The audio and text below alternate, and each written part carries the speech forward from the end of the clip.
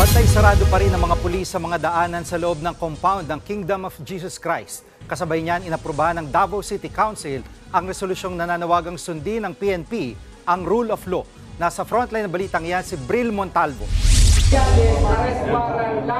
Bahagyang nagkagulo kanina sa hagdanan pababa ng basement ng Jose Maria College sa loob ng compound ng Kingdom of Jesus Christ. Tinangka kasi ng ilang miyembro ng KOJC kasama ang legal counsel ng grupo na si Atty. Israelito Torion at mga miyembro ng media na tingnan ng umunoy drilling activities sa lugar. Pero hindi tayo binibigyan ng access. Bantay sarado rin ang iba pang daanan maging ang papunta ng KOJC Cathedral.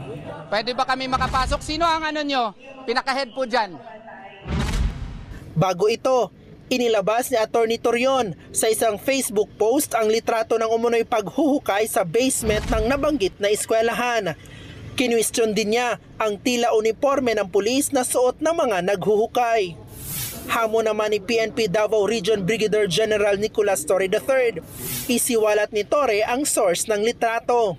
Ilabas niya yung taong magbigay at bigyan niya rin ng sworn statement kasi kaya kong gawin yan sa loob ng Photoshop. Hindi ko sinasabi kung ano man yan regarding sa diggings na yan dahil yan ay nilabas ni Atty. Torion. Let him prove it. Ayaw lang nila mag-reveal ng kanilang identities for reasons which I do not anymore have to reveal to you. No? Sana naman din nyo ako, sino yun? Sino yun? Hindi naman po pwede kasi ma-compromise natin yung safety po nila. Handa raw si Torre na akuin ang lahat ng responsibilidad kaugnay ng operasyon ng PNP sa KOJC compound. Naniniwala rin daw siya na nasa loob lang ng compound si Pastor Apollo Kibuloy. Samantala, inaprubahan kanina ng sesyon ng Davao City Council ang resolusyon na humihiling sa PNP na ipatupad ang rule of law sa kabila ng kanilang paghahain ng warrant of arrest kay Pastor Apollo Kibuloy. Bukas naman ang mga pulis dito, pero hindi raw nila ititigil ang operasyon sa compound.